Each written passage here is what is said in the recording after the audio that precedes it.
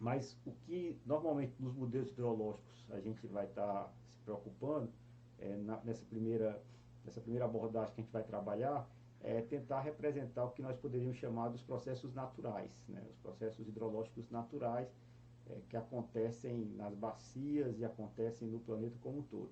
Esses processos hidrológicos naturais estão associados ao processo de evaporação, ao processo de transporte de água na atmosfera, de vapor de água na atmosfera, o processo de precipitação, o processo de infiltração, o processo de escoamento superficial sobre a encosta, o processo de transporte de água subterrânea, o transporte de água superficial feito pelos rios, né? E esses são processos hidrológicos que são relevantes e que nós precisamos representar nos modelos hidrológicos para entender o comportamento dessa dinâmica da água na bacia. E essa representação desses processos, normalmente, desse processo hidrológico, normalmente a gente vai utilizar quando tem uma abordagem física, né? Pode ter um equacionamento empírico, né? Mas assim, quando você sempre vai tentar ligar a uma abordagem mais física, aqui no nosso caso, a gente vai entender que esses processos hidrológicos aqui de precipitação vão estar associados ao balanço de água e ao balanço de energia, né? Então a gente vai ver na modelagem dos processos hidrológicos numa bacia hidrográfica ou na escala do planeta como um todo, identificar esse balanço hídrico, né, e esse balanço de energia. Então, quando a gente estiver analisando uma bacia hidrográfica e os processos hidrológicos e o ciclo hidrológico dessa bacia hidrográfica, a gente vai tentar representar o conjunto desses processos do ponto de vista do balanço hídrico e do balanço de energia. Muitas vezes a gente faz algumas simplificações com relação ao balanço de energia, porque esses dois balanços estão acoplados. Em algumas regiões isso é impossível. Por exemplo, se nós estivermos em latitudes mais altas, onde há a existência de neve, é impossível a gente tratar fazer um correto balanço, inclusive um balanço hídrico, sem incorporar a questão do balanço de energia. Em outras regiões a gente vai considerar o balanço de energia implícito no balanço hídrico, sendo mais preciso no que eu estou dizendo. Quando acontece o processo de evaporação e de evapotranspiração, para que aconteça o processo de evaporação e evapotranspiração, é necessário uma energia, né, na evaporação e na transpiração, uma energia para dar à água, né, possibilitar à água o calor latente necessário para que haja mudança de fase. Então, quando a gente está falando aqui em evaporação da massa de água, a gente também está falando aqui num balanço de energia, numa quantidade de energia que foi cedida para o calor latente. Então, esses dois balanços eles estão interrelacionados, tá certo? Então, a gente vai entender os processos hidrológicos, vamos tentar entender, então, olhando aí essa questão das equações de conservação de massa, conservação de energia e momento. Energia, momento, massa, tá certo? E as equações de estado do sistema precisam ser consideradas nesse processo, tá certo? Então, quais são os processos hidrológicos relevantes para a gente? Vai ser precipitação, evapotranspiração, evaporação, retenção de água da chuva na folhagem das plantas, tá certo? A parte de filtração e percolação, escoamento superficial. E a gente vai ter, do ponto de vista do balanço de energia, nós vamos ter a radiação de onda curta, que chega do Sol, tá certo? A radiação de onda longa, que é emitida pela Terra e pelas nuvens. Nós vamos ter aqui uma parte do transporte de energia está associada ao processo de evaporação, associado ao calor latente. Aí você vai ter aí também um processo também de transporte de calor sensível e de calor latente. Calor sensível e calor latente. Então, esse balanço aqui de energia também é importante para que a gente possa modelar alguns dos processos, tá bom? Então, a gente falou em processo hidrológico, mas eu queria definir o que é um processo hidrológico, né? Então, o que é um processo hidrológico? O processo hidrológico é processo hidrológico é aquele, de forma geral, a gente pode definir processo como uma realização contínua e prolongada de uma determinada atividade, né? Então, o processo é uma coisa que se repete, né, no tempo, né, forma contínua, né, por um período grande de tempo. Então, quais são os processos hidrológicos mais importantes para a gente?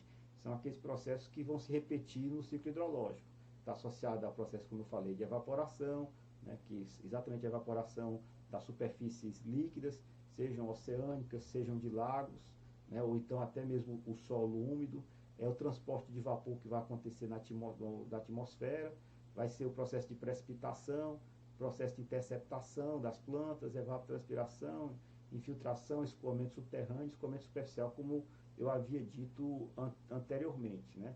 E no caso específico dos processos hidrológicos, estão associados a esses transportes que acontecem no ciclo hidrológico. Então é isso que a gente vai chamar de processo hidrológico, que é um dos elementos essenciais na modelagem hidrológica. Quando a gente está modelando, construindo um modelo ou aplicando um modelo hidrológico, nós estamos representando esses processos hidrológicos. Depois a gente vai ver como é que esses processos hidrológicos são representados. E aí nós vamos definir aqui como variável hidrológica são as propriedades ou características mensuráveis desse processo hidrológico. Então a gente vai ter lá, por exemplo, a precipitação e o processo de precipitação, ele está associado aqui a toda uma fenomenologia que vocês já estudaram anteriormente em algumas disciplinas de hidrologia básica, e essa fenomenologia toda, muitas vezes a gente utiliza um parâmetro para poder fazer uma inferência sobre esse processo de precipitação. Esse parâmetro que nós utilizamos para fazer essa inferência sobre o processo de precipitação normalmente é a quantidade de água de chuva que cai num pluviômetro, e nós vamos medir em milímetros por dia, milímetros por hora, né, um total de chuva. Então isso a gente vai considerar como sendo uma variável hidrológica que quantifica e que infere todo o processo de precipitação, tá certo? Essas variáveis hidrológicas, né, elas podem ser medidas por diferentes mecanismos, né, e assim, inclusive, que a gente consegue fazer algum tipo de representação dos processos hidrológicos. No caso da chuva, por exemplo, aqui eu estou utilizando como exemplo a sala de monitoramento da FUNSEMI. A gente pode ter informações que vão vir dos pluviômetros, tá certo?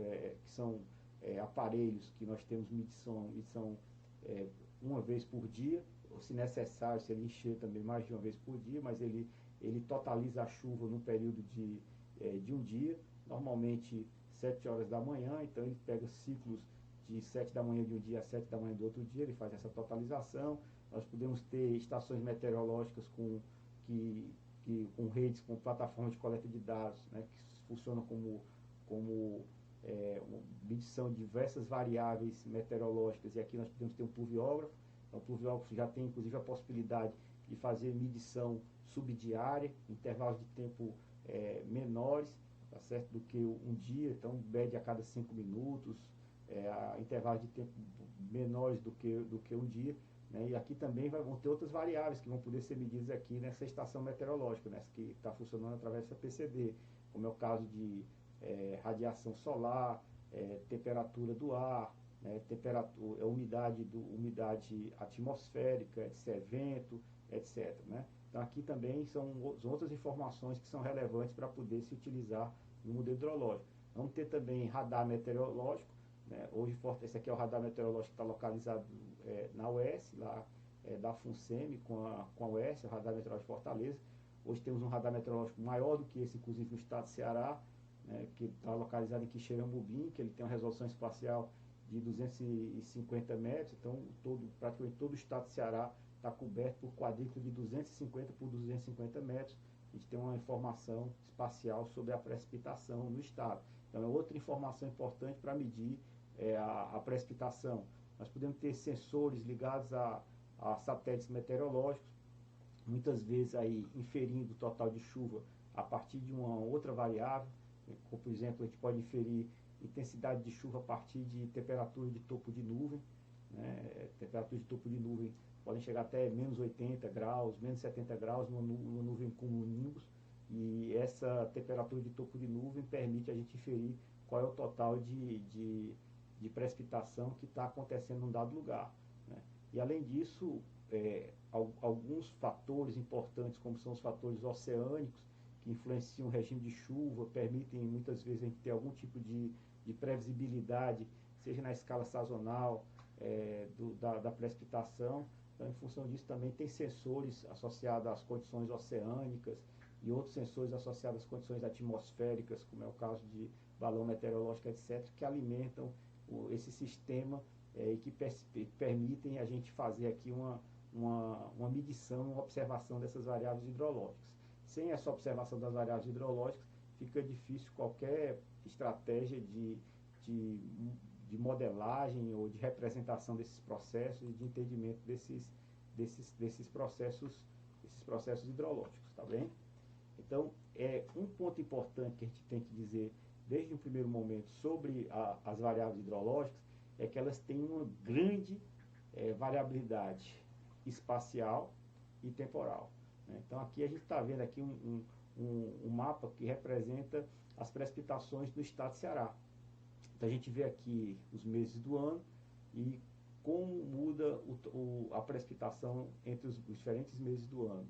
O segundo ponto é como ela muda também no espaço, né? Então, essa variabilidade espacial é significativa, né? Por exemplo, nós temos regiões aqui no Ceará onde nós temos precipitação de 500, 600 milímetros, e temos regiões aqui no Ceará que nós temos precipitações de 1.200, 1.300 milímetros, né?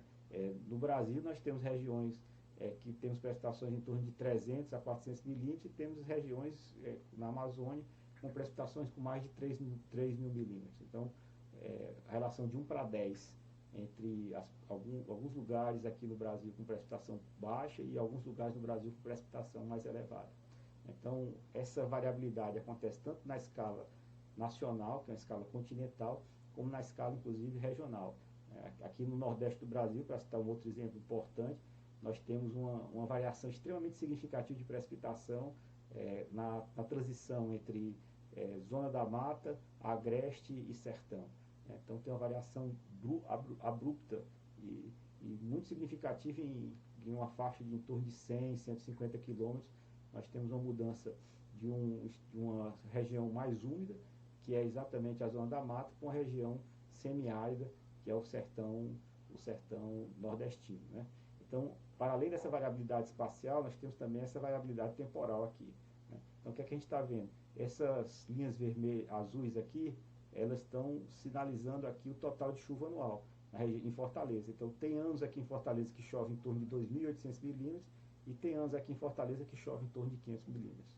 Então, além dessa variabilidade espacial, nós temos uma grande variabilidade temporal, né? E essa variabilidade temporal, ela é extremamente importante para a gente poder entender o ciclo hidrológico. O ciclo hidrológico acontece, né? Não é um ciclo hidrológico que é contínuo no tempo, né?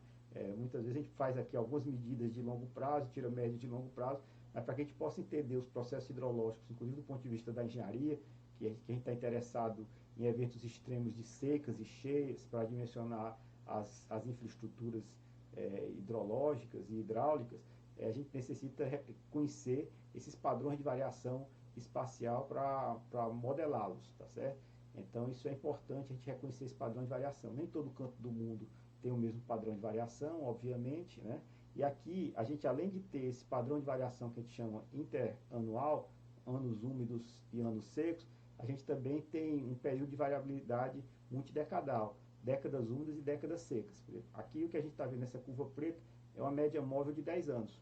Então, nessa média móvel de 10 anos, a gente tem décadas, por exemplo, nossas aqui, que em Fortaleza, que nós tivemos um total de chuva dessas décadas de 1.500 milímetros. Nessas décadas aqui, o total de chuva estava em torno de 1.100, 1.200 milímetros. Nessas décadas aqui, nós tínhamos um total de chuva de 1.800 milímetros. Então, a gente tem uma variação muito grande entre décadas do total de chuva. Ou seja, aqui as secas e as cheias, elas são concentradas no tempo também. Então, isso é uma outra característica importante dessas incertezas associadas às variáveis hidrológicas. Essas variáveis, a estatística, a probabilidade de você ter seca e cheia muda no tempo, né? Existe uma certa não estacionariedade, podemos dizer assim, entre aspas. Depois a gente podia discutir mais aprofundadamente esse conceito de estacionariedade, mas a gente poderia aqui, numa primeira aproximação, dizer que nós temos aqui um risco dinâmico, um risco que modifica-se no tempo, associado a esse padrão de variabilidade entre anos e esse padrão de variabilidade entre décadas, tá bem? essa variabilidade das características hidrológicas não se dá só na precipitação, e ali eu já faço uma adição, mesmo não tendo mostrado em muito detalhe, ao processo de evaporação. Mas também essa incerteza hidrológica está associada à variação da geologia e à variação dos tipos de solo. Então a gente tem regiões aqui no Ceará que é o mapa de solos do Ceará. Aqui é um mapa de solo na escala 1 para 500 mil, e aqui a gente vai encontrar também um mapa de solo na escala de 1 para 100 mil. Vocês veem que numa escala mais detalhada, a quantidade de tipos de solo é muito maior do que nessa escala, e muito maior do que nessa outra, que a gente tem aqui, nessa escala mais detalhada, uma heterogeneidade do tipo de solo muito grande. O que é que significa a gente ter uma heterogeneidade do tipo de solo muito grande? Significa que a gente vai ter aqui uma resposta hidrológica diferente, né? Uma coisa é você ter uma resposta hidrológica do que precipita, em termos, por exemplo, do que vai filtrar, em uma região com um solo homogêneo, né? Como uma região, por exemplo, sedimentar, com solo homogêneo, como é a região da terra roxa, ali próximo, ali em São Paulo, no nordeste de São Paulo, aí próximo a Ribeirão Preto. Então, um solo mais homogêneo, com características muito similares. Vai ter uma ampla região em que a resposta hidrológica vai ser muito parecida. Outra situação, por exemplo, é quando a gente tem uma heterogeneidade de solo como essa, né? Em que dentro do mapa de um município você tem diferentes tipos de solo, com diferentes respostas hidrológicas diferentes. Então, essa variabilidade do solo vai caracterizar uma variabilidade muito grande da resposta hidrológica que nós vamos ter nos diferentes contextos que nós estamos observando aqui. Então, isso torna o problema um pouco mais complexo, né? E, além disso, está observando aqui que existe uma incerteza quanto à caracterização do solo. Se eu olho nessa escala, toda essa região tem a mesma característica. Se eu olho nessa outra, aqui você tem um nível de heterogeneidade do tipo de solo muito grande. Então, dependendo da escala, nós vamos ter características de solos diferentes, né? Numa escala mais detalhada, vão aparecer solos que não estavam aparecendo por estarem bem como se fossem enclaves nesse outro padrão mais regional. Então, essas incertezas nas respostas, a partir que a gente não tem uma precisão muito grande do tipo de solo e a coexistência de diversos solos muito próximos uns dos outros, isso faz com que haja também uma incerteza na resposta hidrológica, né? Muitas vezes, para poder representar esses processos hidrológicos, e por conta, inclusive, dessas incertezas associadas ao tipo de solo, por exemplo, que é extremamente heterogêneo, né, e com características muito diversas, o que muitas vezes se aplica, ao invés de ter que representar, por exemplo, o processo de infiltração em cada um daqueles tipos de solo, né, com taxas de filtração diferentes, né, com processo de percolação diferentes, porque os solos têm características diferentes. Então, se torna muito difícil e às vezes muito custoso você conseguir recuperar a informação no nível de detalhe necessário para poder simular esse processo de infiltração utilizando a equação de Richardson ou alguma outra equação Richard, ou então a equação de Richard, ou então alguma outra equação mais, digamos assim, que represente melhor o processo de transporte de água no solo. Então, muitas vezes o que se faz na modelagem hidrológica é representar o ciclo hidrológico, né, como um sistema, né? Então, a ideia de sistema é o quê? A gente definir quais são os componentes que tem nesse sistema e quais são as interações que esses componentes eles têm. A gente pode imaginar, por exemplo, aqui, de forma muito esquemática, 3 componentes no ciclo hidrológico: um componente atmosférico, um componente superficial e um componente dos oceanos e mares, tá certo? E a gente pode imaginar a relação que esses componentes uns têm com os outros, né? O compartimento atmosférico se relaciona com o compartimento superficial a partir da precipitação e da evaporação. Então, são os dois mecanismos de troca ou de interação que vão existir entre esses dois componentes, né? O componente aqui terrestre vai se relacionar com os oceanos e mares a partir da descarga fluvial, né? Aqui vai ter também troca de energia e de massa, né? Aqui vai ter troca basicamente de massa. Aqui também vai ter evaporação e precipitação, vai ter troca de energia e troca de massa. Então a gente pode começar a imaginar o ciclo hidrológico como sendo um sistema onde a gente pode identificar quais são os componentes e quais são as interações entre esses componentes. A modelagem dessas interações pode considerar as equações de transporte ou, né, pode ser considerado algumas equações do tipo empírica. Vamos pensar de forma mais detalhada nisso, tá certo? A gente pode imaginar então que tem aqui um compartimento atmosférico, um compartimento superficial e um compartimento subterrâneo. A gente pode identificar aqui que os processos que estão associados a cada um desses compartimentos, né, entre essa relação entre o compartimento atmosférico e superficial, vamos ter aqui a precipitação e o processo de evaporação.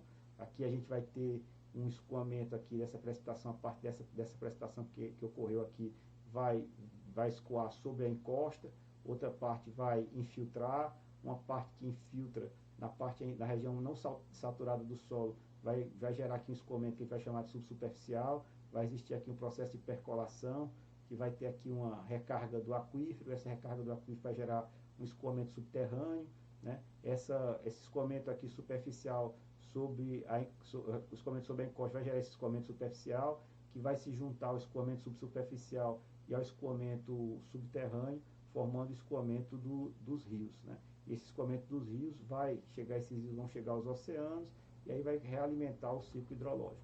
Então, essa representação é uma representação claramente do ciclo hidrológico como sendo um sistema, onde nós temos aqui nas caixinhas quais são os compartimentos desse sistema, ou quais são os nós desse sistema, e nós vamos ter aí nas setinhas quais são aí os fluxos ou as interações que existem entre esses diferentes componentes do sistema.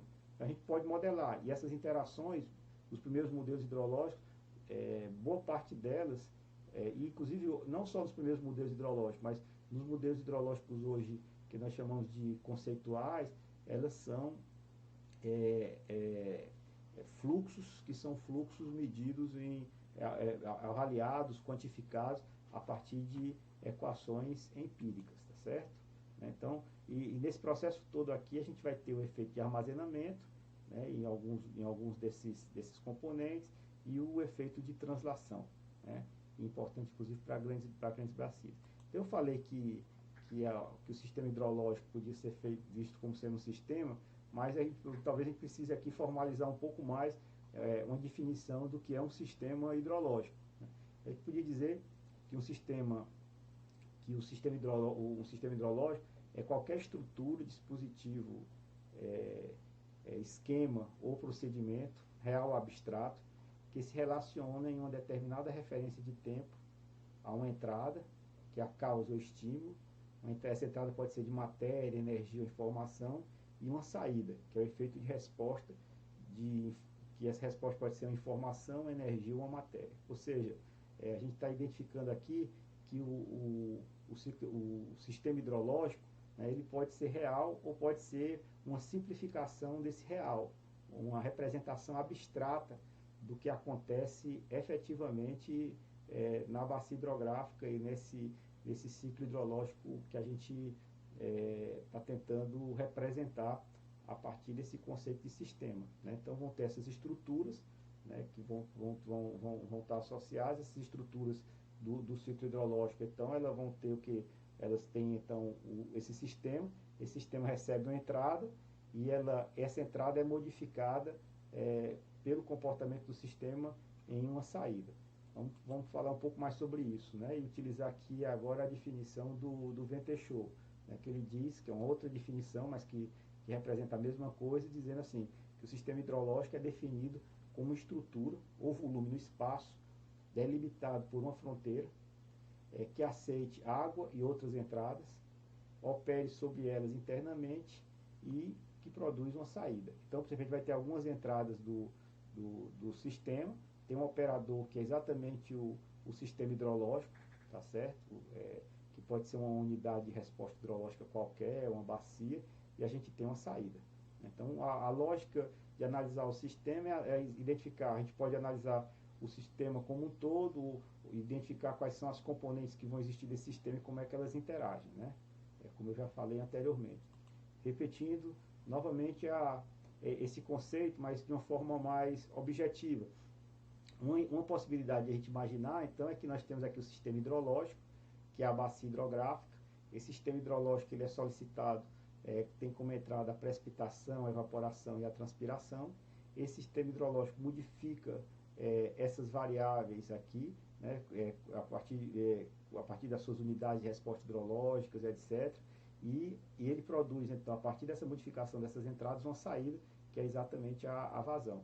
Então, essa é a lógica do que seria aí um sistema, a hidrologia sendo vista como um sistema. A bacia como um todo pode ser considerada aqui a unidade do sistema, e a gente tem aqui alguns modelos que a gente vai chamar depois a gente vai qualificar melhor de modelos concentrados, a gente vai ter precipitação, evaporação e transformação e transpiração, e não ter aqui uma transformação dessas variáveis numa vazão. Ou a gente pode imaginar aqui como um sistema com múltiplos componentes, tá certo? E aí a gente pode identificar esses componentes como sendo um componente a precipitação, outro a interceptação, outro o processo de infiltração, né? E para cada um desses componentes a gente identifica que são esses componentes dos processos, né? A gente pode identificar esses componentes do processo e vai identificar os grandes reservatórios também, que são componentes importantes do processo como um todo, né? Que é o reservatório superficial, reservatório subterrâneo, algum outro reservatório subsuperficial, né? Que a gente vai ver isso de forma mais detalhada mais na frente, né? Mas a ideia básica talvez reposicionando o que eu acabei de dizer, a gente chamar de componentes do sistema, por exemplo, o que seria aqui um reservatório superficial, um reservatório subsuperficial, um reservatório subterrâneo, e a ligação entre essas componentes, ou seja, quanto de água precipita, quanto de água percola, né, mais profundamente, quanto de água vai escoar, nós podemos chamar isso aí dessas variáveis de ligação ou de interação entre esses diferentes componentes. Mas isso a gente vai discutir mais detalhadamente depois, aqui é só uma primeira prévia, né? Essa ideia, inclusive, da bacia hidrográfica como sendo uma unidade de planejamento é porque ela tem aí na bacia hidrográfica, ela tem características muito interessantes do ponto de vista de a bacia hidrográfica ser aquela definição do Ventechot de um volume, ela funciona como sendo um volume de controle, né? Porque uma característica da bacia hidrográfica, como vocês já sabem, é exatamente que na fronteira da bacia hidrográfica não tem fluxo, não tem transporte de massa, tá certo? Então a água não ultrapassa essa fronteira da bacia hidrográfica. Com isso, nós temos aqui um volume de controle. E o interessante também é que a rede de canais da bacia hidrográfica, ela liga o destino da bacia hidrográfica como um todo, né? Então, se a gente joga um poluente aqui, esse poluente vai afetar essa região. Se eu construo uma barragem aqui, eu indisponibilizo água, eu tenho que, se eu quiser construir uma barragem aqui, outra aqui, essas duas barragens têm que ter uma solução de compromisso, porque a água utilizada aqui não vai ser, a água que eu barrei aqui não vai mais poder ser utilizada nessa outra região para encher esse reservatório. Então, poluição, dimensionamento de infraestruturas hidráulicas como reservatórios precisam ser contempladas e analisadas na escala da bacia como um todo, tá certo? Porque elas constituem um sistema. O que é o sistema? Diferentes partes, aqui a gente vai estar olhando o sistema de outra maneira, a gente vai ter diferentes componentes do sistema vão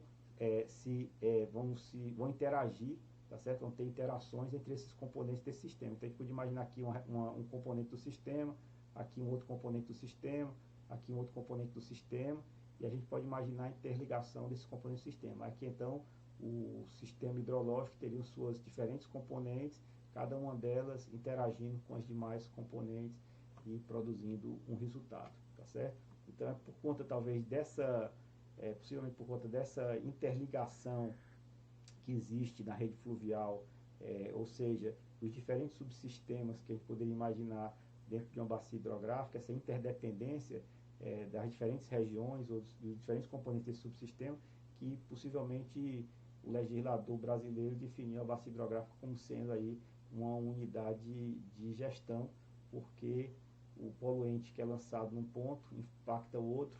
Se eu vou lançar poluente aqui, eu preciso de água de diluição, eu tenho que melhorar a qualidade da água e não controlar tanto a água aqui, ou controlar de uma determinada maneira para diluir. Então, a bacia hidrográfica ela está extremamente interligada nos seus diferentes momentos. Então, isso é extremamente importante para a gente, tá bom? Eu falei que no início que a gente tinha interesse em representar a bacia hidrográfica e os processos hidrológicos na bacia, e falei que a gente trabalharia a bacia hidrográfica também como um sistema. De fato, essas são duas possibilidades, de duas abordagens, né? Quando a gente tenta produzir modelos orientados mais a melhor representação dos processos hidrológicos, né?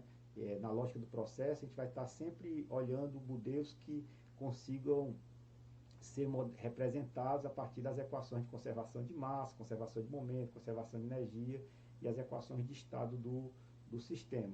Quando a gente procura uma abordagem mais uma lógica da bacia hidrográfica como sendo um sistema, a gente tem que definir quais são os componentes desse sistema e definir qual é o tipo de interação que a gente vai ter entre esses componentes do sistema.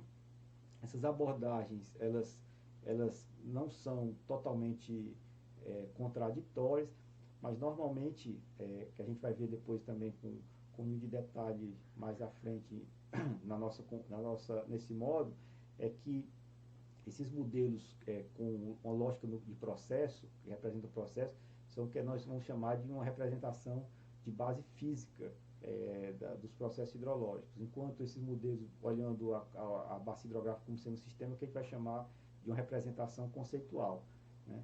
E esses modelos de representação mais conceitual da bacia hidrográfica, muitas vezes vão utilizar como modelo matemático de representação dessas interações do sistema, equações empíricas, tá bom?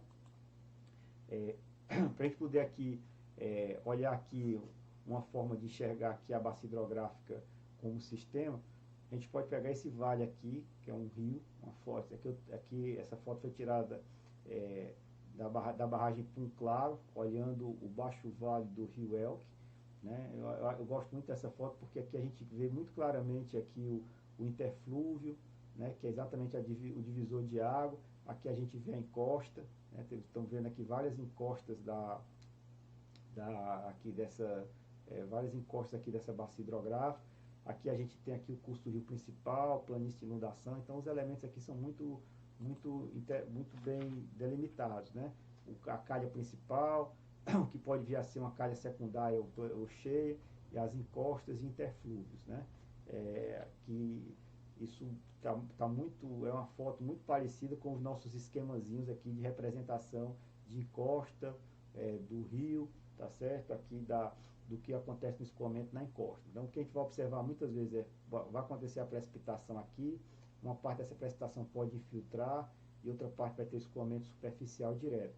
Quando acontece isso, é o que a gente chama de escoamento hortoniano, né? Só relembrando, essa água que infiltra vai alimentar aqui um aquífero, que é exatamente o aquífero freático, né? Então, esse aquífero freático, ele vai, quando ele tiver com um certo nível, o nível dele ficar mais alto que inclusive o nível do rio, vai gerar um gradiente de energia potencial gravitacional, que esse gradiente de energia potencial gravitacional vai fazer com que haja aqui um escoamento na direção do rio, e esse escoamento aqui na direção do rio é o que a gente chama de escoamento de base, que é o que garante as vazões mínimas dos rios. Então aqui o que, é que a gente está fazendo? A gente está saindo aqui de um cenário real, né, de uma bacia hidrográfica, e a gente está representando esse processo, os processos hidrológicos nesse cenário, a partir dessa visão mais esquemática, tá certo? Então o que é que a gente pode, ainda abstraindo mais ainda com o sistema, a gente pode imaginar que vai existir aqui um reservatório superficial, né? Vai ter aqui a precipitação, e aqui a gente está gerando um modelo conceitual basicamente do escoamento da água aqui no solo. A gente pode imaginar que tem aqui um reservatório, subsuperficial, que é um reservatório que está associado à região não saturada do solo, que mais profundamente vai existir um lençol freático, né? E aí nesse lençol freático, entre esse reservatório subsuperficial e esse reservatório subterrâneo, que é o aquífero freático, vai existir um processo de percolação, né? A alimentação desse escoamento subsuperficial é feita pelo processo de infiltração e esse escoamento aqui vai se dar aqui um escoamento de base que vai estar associado a esse rio. Então aqui vocês estão vendo como nós construímos de forma bem simplificada um modelo conceitual, né? Olhando aqui a bacia hidrográfica como sendo um sistema, tá bom? Tá claro isso?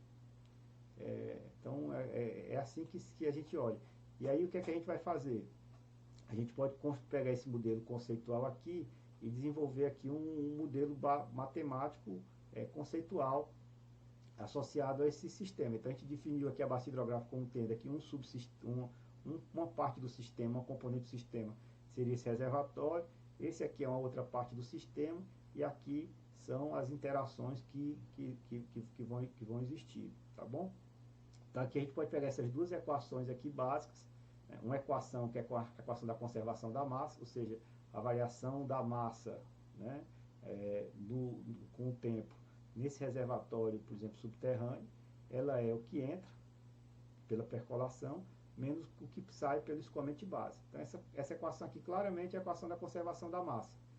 E a gente vai representar aqui o escoamento de base por uma equação empírica, que é a equação do reservatório linear, né, que eu estou dizendo que o escoamento de base, ou seja, essa vazão que está saindo aqui, ela é proporcional, de forma direta, linearmente proporcional, ao volume de água que tem no aquífero.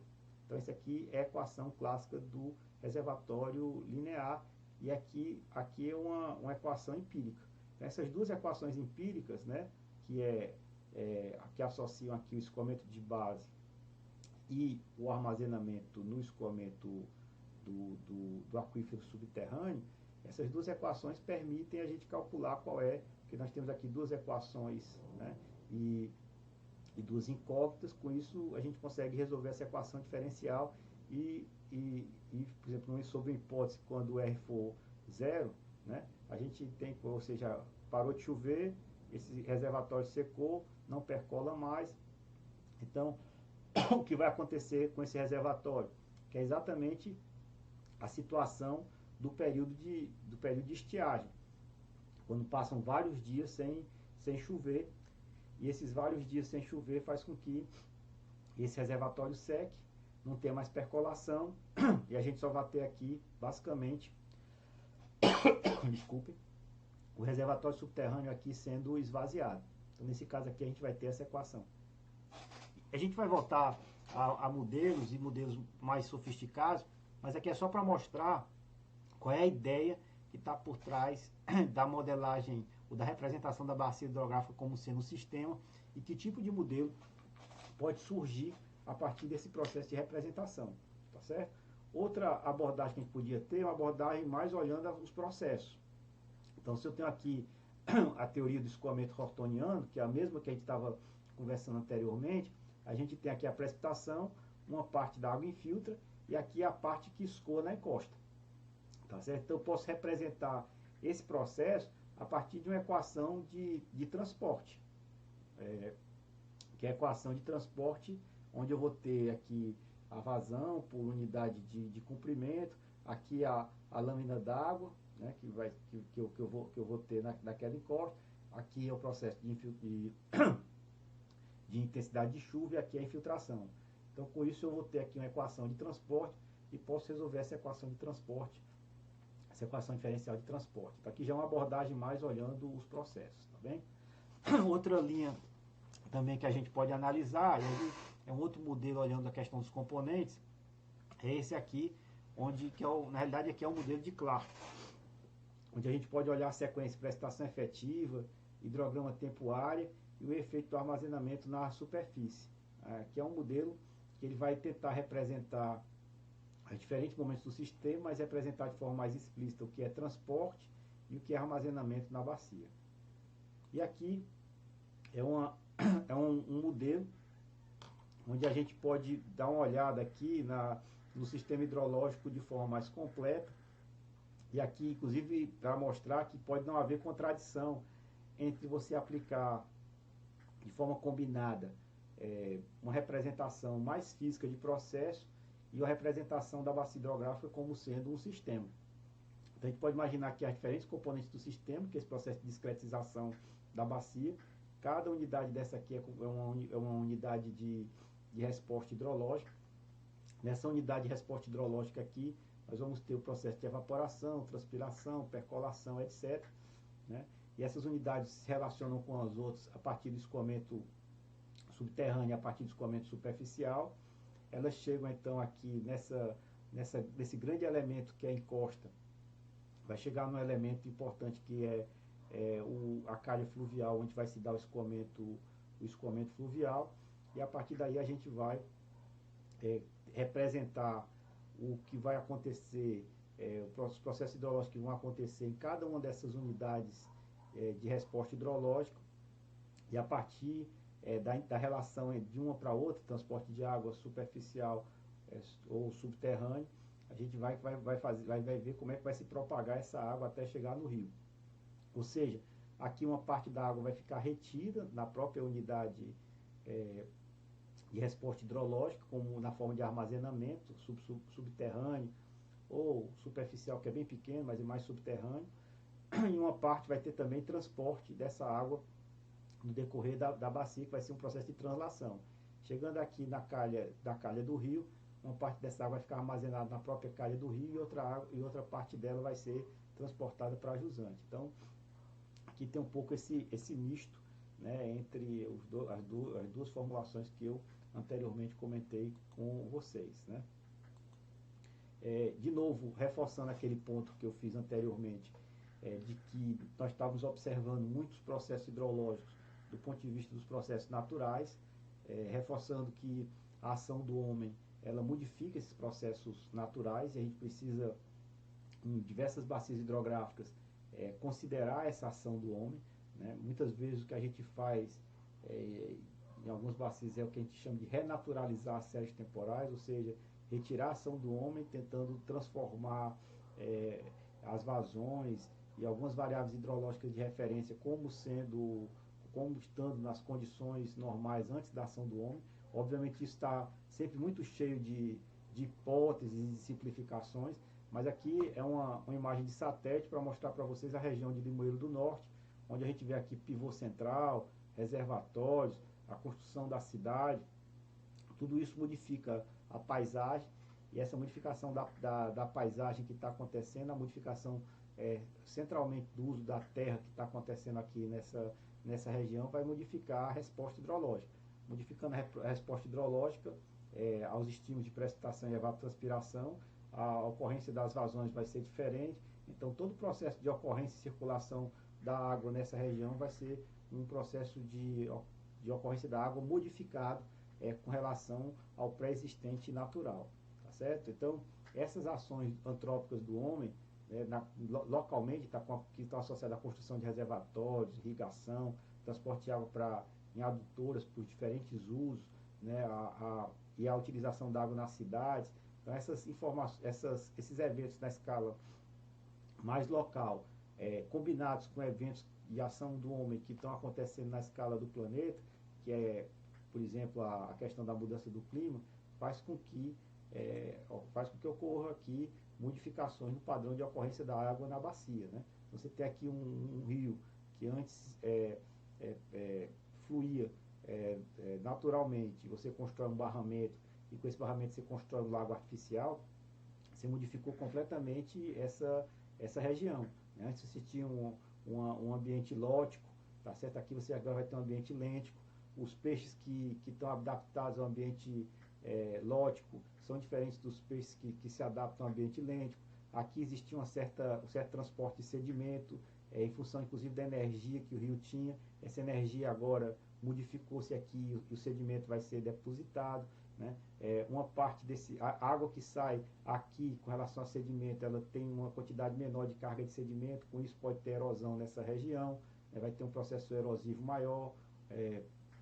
A gente, por exemplo, quando tem uma cidade, você pode, um pé de irrigação, você tira uma quantidade de água importante dos rios em vários pés de irrigação, essa água vai infiltrar e vai recarregar aquífero, modificando aqui a circulação da água nessa região. Uma parte dessa água pode voltar para o rio, outra parte dessa água vai ser evapotranspirada nessa região, nessa outra região.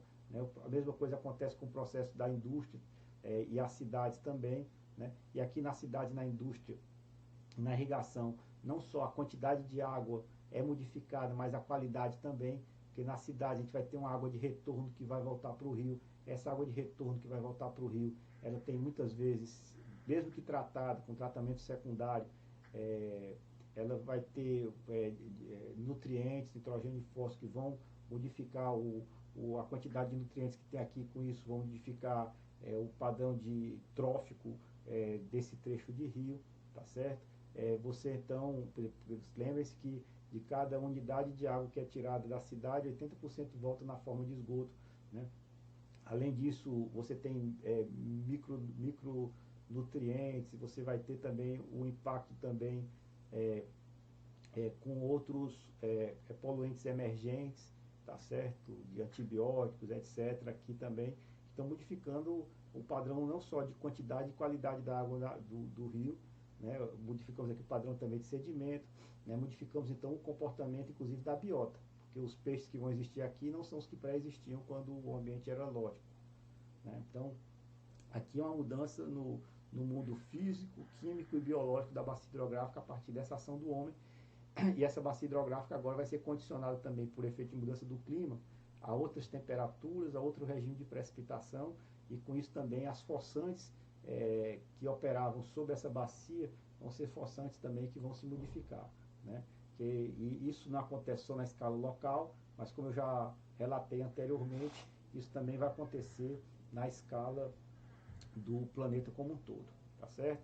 Então, essa aqui eram algumas observações iniciais, tá certo? Que eu tinha para fazer aqui nesse módulo, né? Para a partir de agora a gente avançar para uma definição do que é um modelo hidrológico. Mas isso eu vou comentar com vocês em um outro vídeo, tá certo? E aí a lógica vai ser discutir o modelo hidrológico de uma forma mais conceitual, para em seguida a gente poder entrar de forma mais sólida no que diz respeito aos modelos hidrológicos. Obrigado por me acompanhar até esse ponto e até o próximo vídeo.